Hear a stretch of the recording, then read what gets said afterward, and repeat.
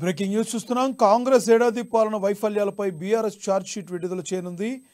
రాష్ట్రంలో కాంగ్రెస్ సర్కార్ వచ్చి ఏడాది పూర్తవుతున్న సందర్భంగా విజయోత్సవాలు నిర్వహిస్తుంది. ఈ క్రమంలో కాంగ్రెస్ ఏడాది పాలనలో ఇచ్చిన హామీలను విస్మరించిందని బీఆర్ఎస్ ఛార్జ్ షీట్ విడుదల చేయనుంది.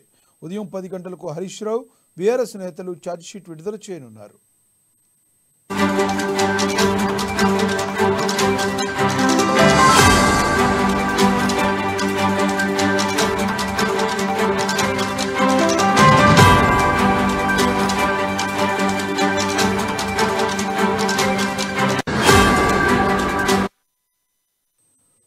కాంగ్రెస్ పార్టీ ఏడాది పాలన వైఫల్యాలపై బీఆర్ఎస్ ఛార్జ్ షీట్ విడుదల చేయనుంది.